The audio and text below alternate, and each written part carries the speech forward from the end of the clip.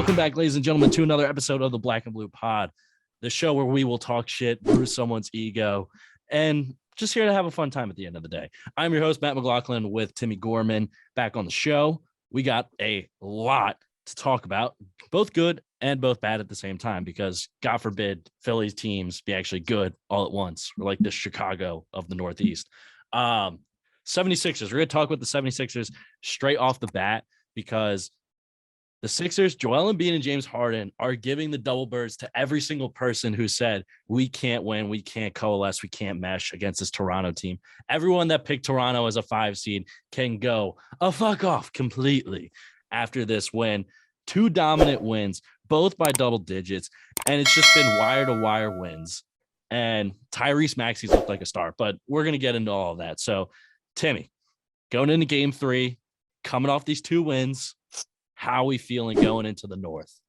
A lot better than we were a week ago, right? I think there was an entire feeling of panic in this city leading into the first game on Saturday. It was the Raptors had handled us all season. Even when they didn't have half their starters, right? They didn't have OG Anunoby and Fred VanVleet and won by like double digits or something like that. And the Sixers started that game up like 17-3. Yeah, they couldn't miss from 3-point land. And classic they were up, Doc Rivers game. Yeah, up double digits, and it was gone before the first quarter was even over, which just tells you everything. And then everyone's like, "Oh, great, this is exactly how it's going to go."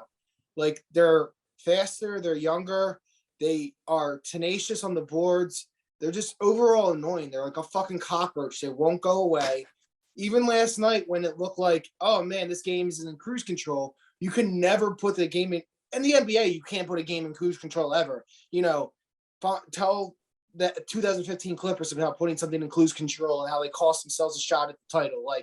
And it's just it's so different. You don't even have to go back to 2015. You can just go back a couple of years to the last few series that the Sixers have played in, where the Hawks have 2018, even last year against the Hawks, you have Trae Young can just light it up. And the way the game is officiated now, which we'll talk about, as Joel Embiid told Nick Nurse to stop bitching about foul calls, which was awesome. It's just the way the game is played, where like basketball is a game of runs, but now with the defense being so limited, teams can now just rip off runs like we've never seen before. And you never know how the officiating is going to go. And like that's not a negative conflict, although there are ways to say, to view that. It's more so like, are these going to be refs that let you play like the old Big East? Or are these going to be refs where they're giving everything to the offense, specifically sometimes slanted towards one team where, of course, that's how Nick Nurse viewed it. But, it's almost like, every time an offensive player goes into the lane, as long as they get contact, even if they're the ones who create it, as we saw last year with fucking Trae Young, all he had to do was dive into someone or like throw his shoulder. And obviously James Harden, before he came to Philly, made a career out of this. And we talked about this over the weekend, and I talked about it with another one of my buddies, and that the bullshit behind Harden not getting these calls, outside of the fact that he now is a Sixer, so we care more about it. Yeah, exactly. We're all for it now that he's on our team. Right. Because before, as you know, like, I'm staunch, like, couldn't stand him. Like, I loved him when he was when I loved him in college. I loved him when he was on OKC. And I liked him the first year or two in Houston. And then when became those MVP years, people were like, yo, you're averaging like 35 because 13 are coming from the free throw line. And because nobody else on your team shoots the fucking ball half the time. And I also was a Russ stan. I loved Westbrook. I still do. I always will. But it's also like, the refs are the ones that created this monster of him going to the line. Like, they're the ones that were giving him the cheap calls, so to say. And now the monster they created, they're trying to act like it wasn't them that did it. So then Harden drives to the lane and literally gets mean mugged by 3 defenders and has to like throw the ball up like that. And then it's like, and then he looks around and they're just like, play on. And it's like, what does he have to do? Lose a fucking limb? Like, there was a play where he went for a drive and it was like 3 Raptors, and that's when he hit his head on the hardwood and like hurt his ear or something like that. And like, we both love the rule change, which was players can't just like pump fake and then just vertically jump into a dude Right. and The then Trae throw Young. it. Yeah, the Trae Young rule pretty much. And I think now the refs have expanded that rule to include layups and drives and cuts to the rim. And Harden is kind of still adjusting to that. But on the positive, he's adjusting to it, which I think a lot of people didn't think was going to happen because he's not average. He's put up double-digit assist totals in 6 of the last 7 games. And last night, game 2, he had 2 blocks and 3 steals, which everyone was concerned. Is he actually going to play defense for the Sixers now that he's on a team that has a legitimate chance to win a championship? Now you can make the argument Brooklyn, but I think Kyrie would have, that situation would not have worked out as people would have imagined. And Harden is doing exactly what people think that Ben Simmons is going to do in Brooklyn now. And that hit me last night. I was Harden he's pushing tempo. He's handling the ball. He's not necessarily turning it over, and he's pushing the pace and creating open looks, which is exactly what people have been talking about or predicting that Ben Simmons will do in Brooklyn now that he doesn't have the pressure of not shooting, even though he will have to, because Brooklyn doesn't look like a smooth ship by any stretch of the imagination. Yeah, we just saw what the Celtics did without his bum ass being on the floor who can't shoot to KD. Now, when they all right, cool, that's one less person we have to defend. Go for it, But I agree. And I think it's also, in a couple of weeks ago, most Sixers fans were starting to get super frustrated about the fact that James Harden was getting frustrated about these non-calls. And we were too as fans. Like, what the fuck? You guys are the one that created this monster, as we just said. Yeah. And now, because he's on the process, and there is this feeling in the city. And, yes, we get a rap for being negative. It's the way we were raised. We were born into into a livelihood of, even when we're happy, we're always expecting the worst thing to come next. It's just I think it's an Italian, it's an Italian Irish immigrant thing. You have to always be on edge because the good thing that'll happen, something bad is coming around the corner. It's weird. It makes no sense. And that's what most of us are. And then the other, the Polish community, and when you get to Bridesburg and those areas, and they're the same way. It's you're always expecting the other foot to drop and something to go bad. And that's just how we were raised. It's how we were brought up. It's the sports culture we have been bred into. And we're kind of sitting there this is bullshit. Because I don't care what anyone says. It's true. The league has an initiative, not an initiative, so to say, but it's well known that the league is not happy. It was never happy about the process, regardless of the fact that organizations like the Knicks have sucked dick for years and just never can do anything right with their draft picks, or the fact that Houston purposely tanked, and it's the reason for the lottery so they could get Sampson and Olajuwon in back-to-back drafts. But they never sat there and, came down harder than them or made it harder for them to win. They literally were all right, cool, and they helped them to a finals in the 80s. And if it wasn't for 2 of their guards being major cokeheads, Olajuwon probably would have had more than 2 titles. Michael Jordan. Yeah, I was gonna say, and you gotta throw one more component in there. But the difference is that the amount of money, and we're kind of going on a tangent here. We'll get right back to the Sixers, but the amount of money compared to the process years and the Olajuwon and Ralph Sampson years is massive, because Jordan changed all of that. Because once the league realized, okay, it's gonna go from Bird to Magic to Michael, and then the Pistons fucked everything up. The revenues just exploded because everyone was wanted more of the NBA. And so 2015, 2013, the league is they're not going to care about the Knicks because people are going to buy Knicks shit all the time. The Knicks will always get season ticket holders. They will always get the Guidos that are buying bleachers and all that type of stuff. Whereas in Philly, whereas in Philly, it's okay, we don't want to set the precedent that, and I understand what the league was saying. We don't want to set the precedent that to be competitive, you have to purposefully lose games. And this was, and you got to take into context, this was when LeBron was introducing rest management and all that type of stuff. And the Spurs were really, and the Spurs too. Pop started that with Duncan, Ginobili, and Parker. I agree. And it also, I think the revenue streams that started even before that in the too much, too soon, too fast genre, is, as I like to call it, with Iverson and them, because that's when the money really started to kick up, and they were just giving these, bloated contracts to people that didn't know how to fucking handle money correctly. And the image was so bad. And then the NBA finally was able to kind of restore that image in the late 2000s. And so I think their first thought was, this is the last thing we fucking need, is a team in one of our marquee franchises. Because whether you want to like it or not, fans, the Sixers are a marquee franchise. Just look at the last two games. Look at the home crowd. Like, exactly. Not so much in game two because it was a blowout in the second half, but in the first half of game two, especially in the first quarter, when Embiid drew, like, I think it was 2 consecutive and ones back to back on possessions. That team, when the Sixers are rolling, the city of Philadelphia is one of the best basketball towns in the country, if not the best basketball town in the country. And we live off Joel's attitude. Like, when he did that, he went in there and he got that rebound over 3 Raptors and got it up, and then immediately came charging out of the lane and just throwing his fist and pumping and screaming at the crowd. Like, that entire place lives off that. Like, that is literally like a freaking steroid shot to that entire crowd to just make them go even crazier, more ravenous than they already are. They're already pissed because they got to wear the masks again. And I'm not trying to make that a thing, but people just aren't happy. And I say that because it was the whole talk of yesterday on Sports Talk and everything of that nature. They talked about it on Action News and all this stuff. And so I understand why. And as a Sixers fan, we didn't exactly enjoy it. It wasn't fun to sit there and watch the fucking dregs of society come through. Like Ken Birch, he's not great now. Think about how bad he was when we had him. Isaiah Cannon, Houston, Christian Wood. Christian Wood too. Jahlil Okafor. Exactly, the one holiday brother before he was anything. Jeremy Grant before he was any good on OKC in Denver.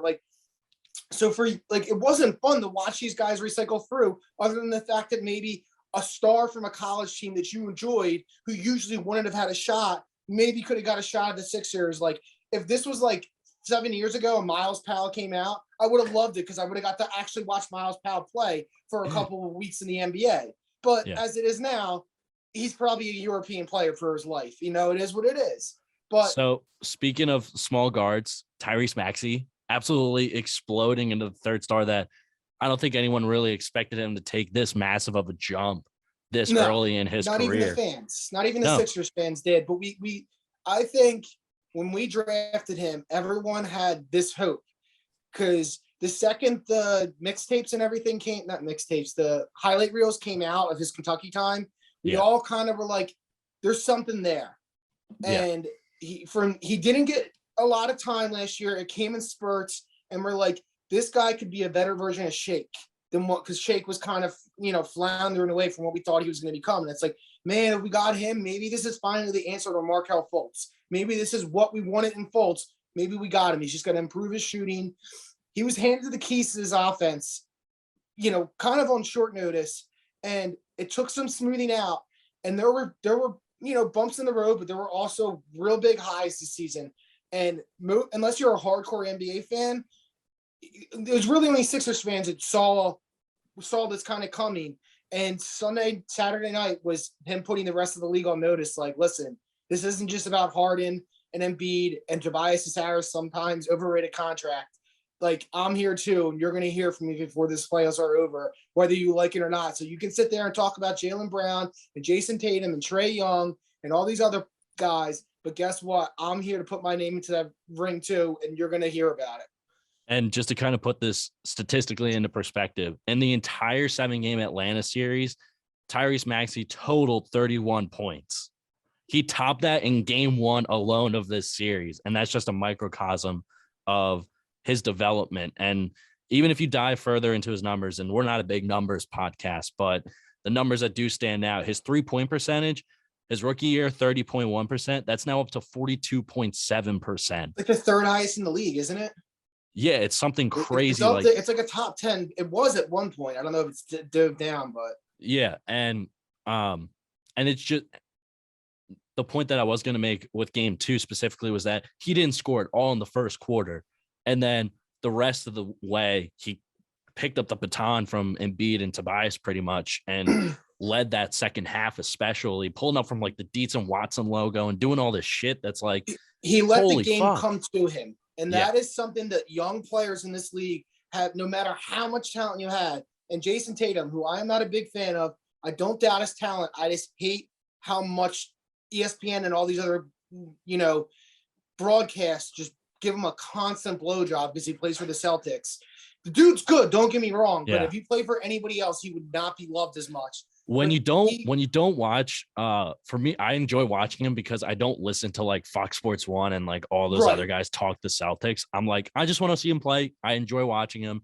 And it's like that Celtics Nets game was unbelievable. Oh, it was a phenomenal. Right before dinner time on Easter Sunday, sitting around the TV with the family. I thankfully got to skip out on a fucking Flyers game I've never wanted to go to.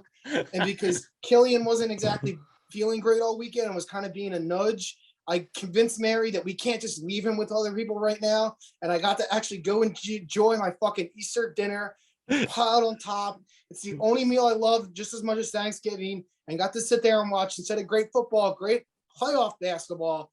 And even though I hate both those teams, that was a great game just as an NBA fan to watch. And I think that what I was trying to say with Tatum, I digressed myself, was that for young players, it takes a while to learn to let the game come to you when you get into this league. So think about how much love Jason Tatum got after his rookie year in the playoffs when they upset the Sixers and all that stuff. And then it's like he takes a step back, then a little bit step forward, then another step back. And he's kind of been ebbing and flowing until he finally kind of crescendoed and is probably going to get a first-team All-NBA this year, which is deserved. Yeah. But that said, that took him all that time. And Maxey, it looks like, I'm not saying he has it figured out, but I think Doc has helped a lot. I think Sam Cassell has been huge for his growth, because Sam Cassell knows how to get it done in this league. And I think, if, like you said, he didn't score any points, and they made a point about this on the broadcast, but he didn't start forcing shots. He wasn't just wildly driving into the lane. He wasn't jacking up meaningless threes. He stuck to his game, and then he took off in the second quarter and, started to dictate the pace for the rest of the game. As you said, Joel had the huge first quarter, and then him and James kind of helped create the offense for the rest of the way. Danny Green had a big game, which you knew you were going to need at some point. I've loved Tobias's energy since game one. From fucking the first minute of game one, Tobias came out and was like, this is how I score. I get down low. I use my bigger body. I back people the fuck down, and I get a quick little turnaround shot that is essentially a layup. And he did that twice in the first 3 minutes of game one, and it set the tone for him for the rest of the series, I think. And I hope we continue to see that. And I honestly think they did a smart thing in kind of limiting Matisse's numbers. We love Matisse. I think, unfortunately, if something goes wrong in this series, there might be a lot of backlash against this whole, like, with him not being vaccinated, because he's a big fan favorite here. But if him not being available for us in Toronto hurts, I could see something going. I could see there be a little bit of like anti-Matisse fervor, which it shouldn't be. But I'm just saying, keep an eye on that. And I hope it doesn't, but just keep an eye on that. Yeah, and the Matisse variable is an important part of the equation. And Doc kind of did that in game one, because he was like, all right, guys, we're not going to have Matisse in Toronto.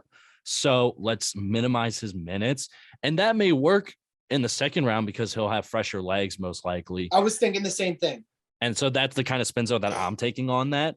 And he got he got open looks, and he hit a couple of corner threes, which he absolutely needed to kind of get his confidence in his offensive game when he wasn't out there with the starters, which can hurt a lot of egos. Still had the defense going, had a couple blocks, was creating havoc, Exactly. And I think it's all about adjusting to not having him now, so that when you get to Toronto tomorrow night and Saturday night, you're ready for it. You're prepared for that type of situation. Gap. Damn it.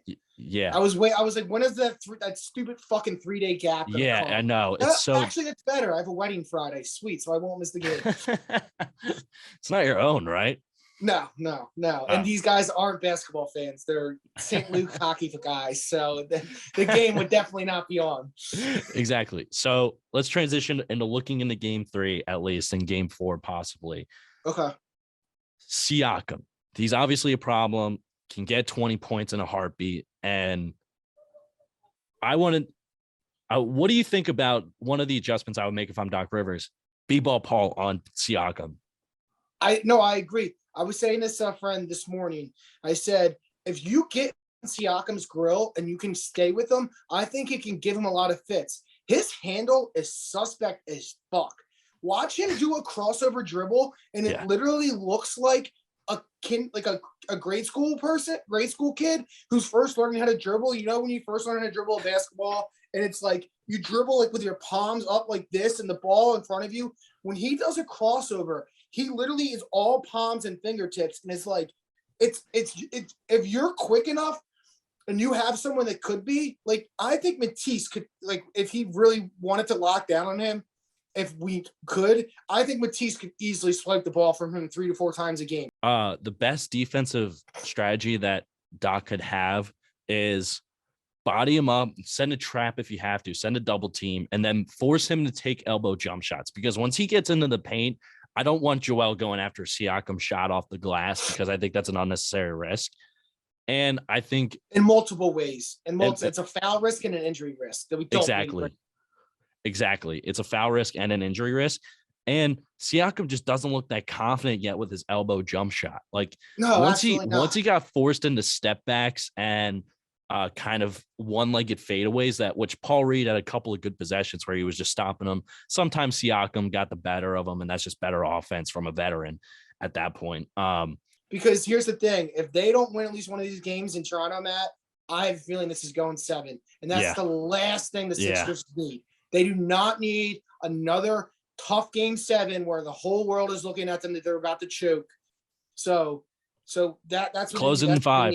Closing 5 at best. 5, because I think that's what you need to do. And also, let's see, I'm more positive about it now than not. Oh my God, that's amazing. That's a clip right there. That's a great social clip right there. I don't know how to transition out of that. So also, no, that's hilarious. Must-see players, Joel Embiid's on that list, because when he hit that little turnaround fadeaway 3-pointer with the shot clock going down, I was like, oh my God, how is no one else like watching this? So I made a list. I did a Bill Simmons tier list of must-see players. I only did 10 players.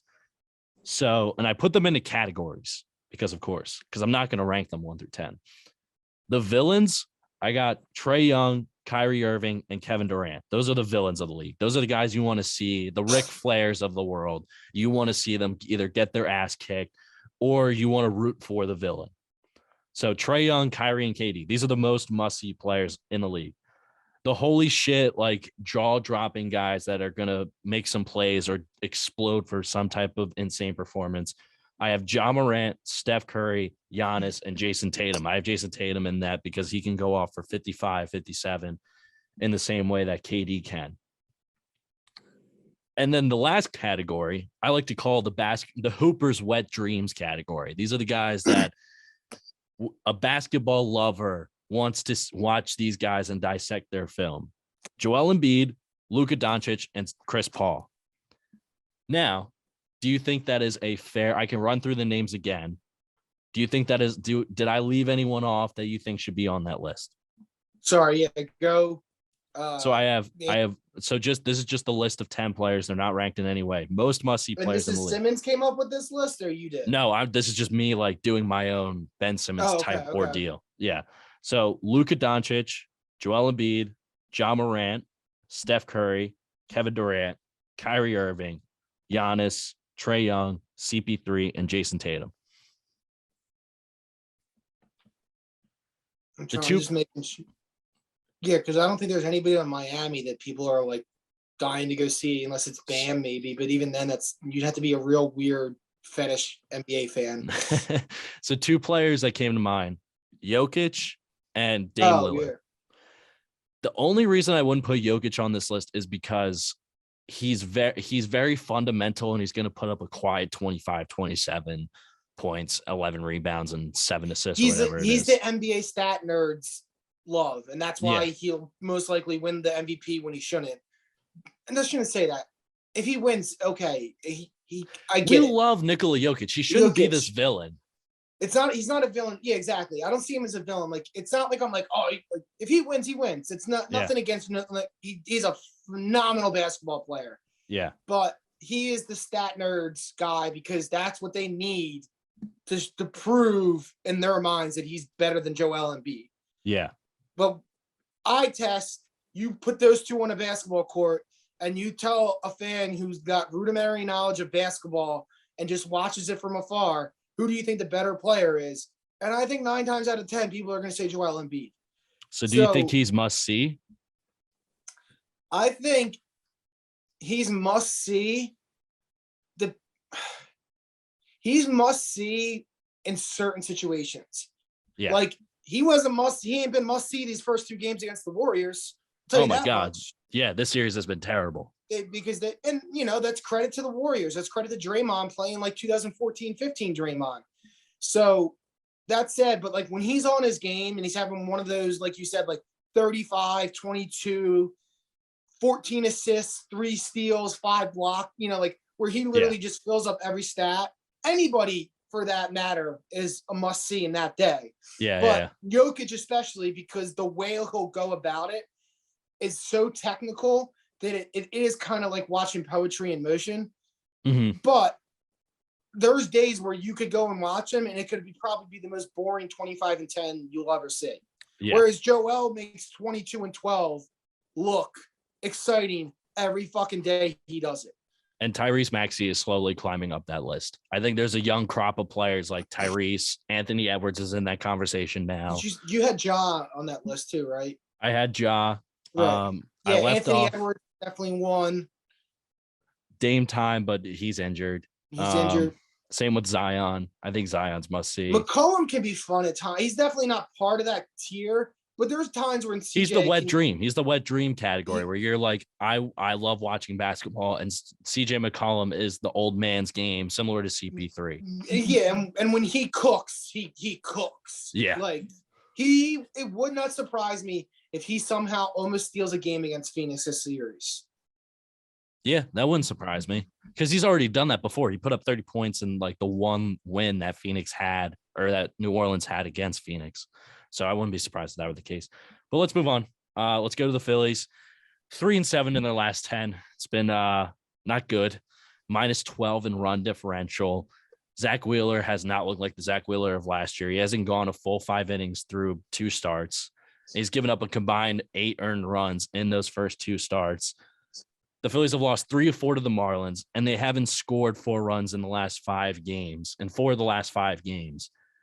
And a 4-game series loss to the Marlins is atrocious for a team that's competing for a World Series. I almost said national championship, for a World Series. And I don't, what do the Phillies do? Like, I don't know. Do you have any answers? Because I don't know. I don't have any. This is my fear. And this is like why a lot of baseball insiders didn't love the Phillies offseason. We still didn't go and add another reliable mainline starter like we needed. We probably are 1 arm short in the bullpen, although the bullpen hasn't really been the issue. It's been the starting pitching and the starting and the hitting just being atrocious outside of like 2 games. Yeah. The Mickey Moniak injury really hurts. Am I saying that Mickey Moniak would make this team 9-1 or 9-2 right now? No.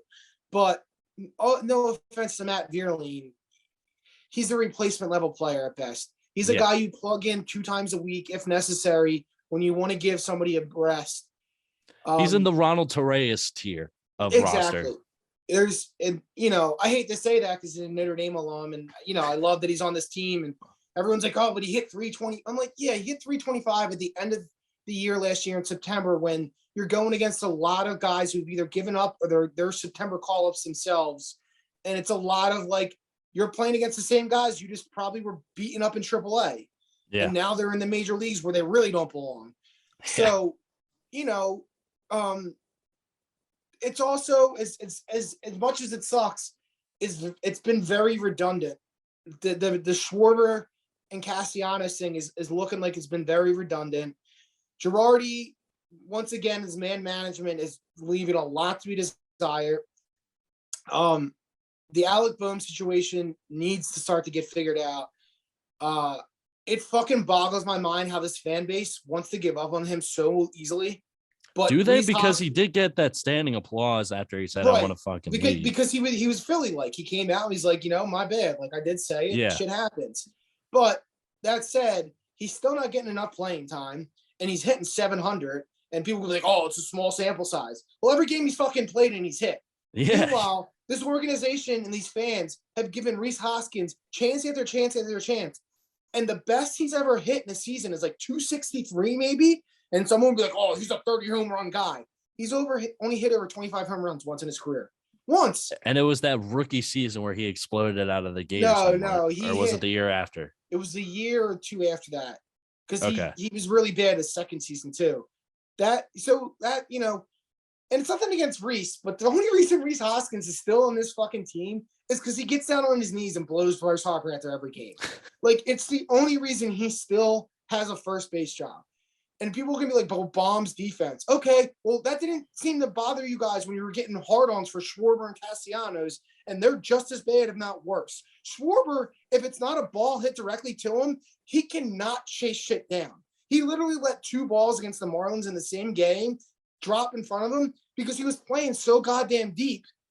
And he literally, it's a not routine, but anybody with any certain kind of speed, Bierling, Harper, Moniak, any of those guys, I think even maybe, no, probably not. Maybe Castellanos could have got to it. But so people want to point out his defense. Well, those two aren't great. And Hoskins is even worse at first base. So why didn't you spend all offseason? If you're going to dick this kid around, and even though he's the one you should keep, why didn't you go and talk to people and say, "Hey, we need a starter. We were thinking about moving Bomb." Or if you want to keep him and you know that Hoskins isn't the answer, why did you not go to him and say, "Listen, between you and us, go work on first base for the next 5 months"? Would just like to point out that Michael Conforto is still a free agent. I would like to point that out too, and I agree with you. And it's like there's nothing like getting a guy from a division rival who was given up on that has the talent, and for God knows what reason, because he's had some solid years. Yeah, and he's got a good bat. He's a solid defender. He's an above average defender, but it's better than what we're throwing out there now. Yeah. And I also don't love this fucking Johan Camargo thing. I think this was we think the Braves gave up on him too early when they shouldn't have. And he hit 300 something in AAA last year. Yeah, as a 26-year-old, you spent 2 seasons in the MLB and then got demoted again. He should hit 300 if he's worth anything. That's how you get back into the starting lineup. He's going to get every chance to be a starter at third when he's not he's a little bit better of a defender than Bomb, maybe, but why does it matter if he's going to hit 100? Because devil's advocate here, if you need Camargo to fortify some type of defensive level, you can sacrifice the hitting when you have Castellanos, Schwarber, Harper. But that's the problem. But that's the problem. They're not producing runs. Yeah, they haven't been doing it. They had 300 series going into the Marlins game because they were 2 series in. Yeah. But now it's like Schwarber's 3 for 26? And I'm not giving up.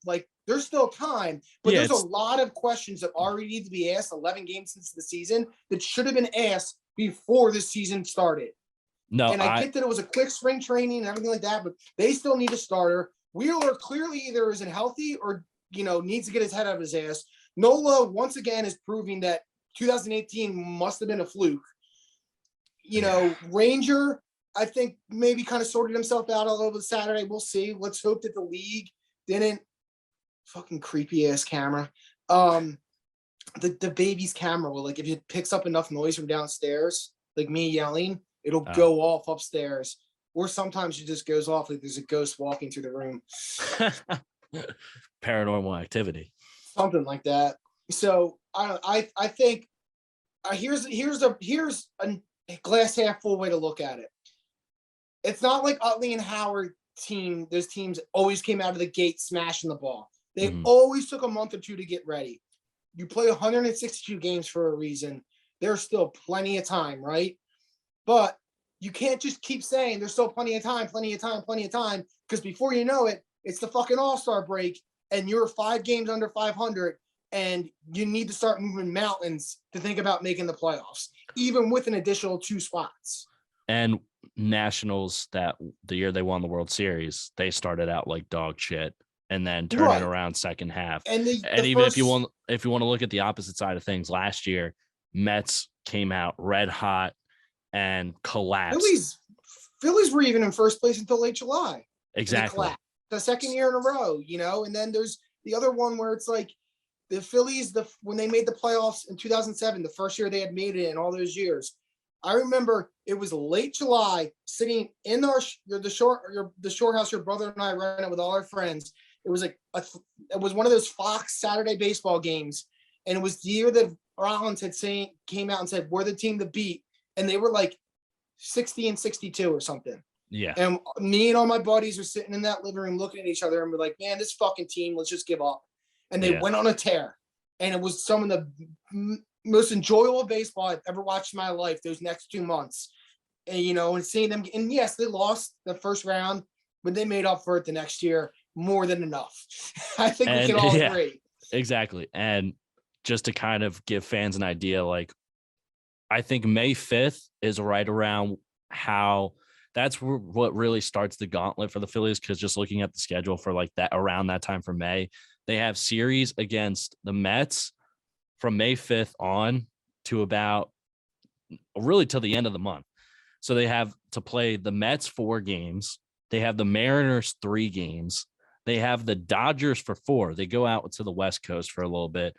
Dodgers for 4 games. Come back home to host the Padres for 3. Jesus Christ, man. Host the Dodgers again for 3.